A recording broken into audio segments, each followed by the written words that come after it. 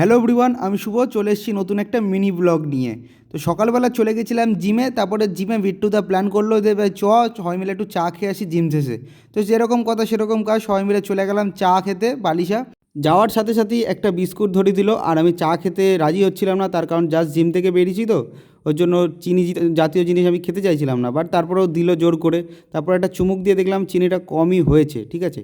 তো চা ফা খেয়ে চলে এলাম বাড়িতে। বাড়িতে কিছুক্ষণ রেস্ট নিলাম, রেস্ট নিয়ে তারপরে লাঞ্চে বসলাম, যেহেতু আজ মঙ্গলবার, নিরামিষ ডাল আলু ভাজা আর ভাত ছিল, খেয়ে নিলাম। বিকেলবেলা ভাবছিলাম যে খেলতে যাব, ঠিক সেই সময় চলে এলো আর মারাত্মক লেভেলের বৃষ্টি, দেখতেই পাচ্ছ।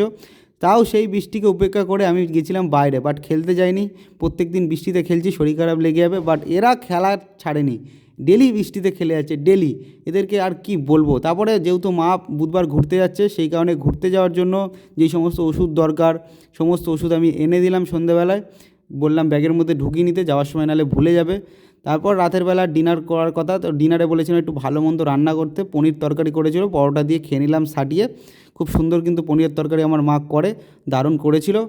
আর তোমরা কি করবে এখন, চ্যানেলটা সাবস্ক্রাইব করে নেক্সট ব্লগের ওয়েট করবে, ঠিক আছে। আমি কিন্তু পরপর ডেলি ব্লগ দেওয়ার চেষ্টা করছি, তোমরা কিন্তু প্লিজ একটু সাবস্ক্রাইব করে সাপোর্ট করো। আর কে কে পনির খেতে ভালোবাসো প্লিজ একটু কমেন্ট করে জানিও, ওকে।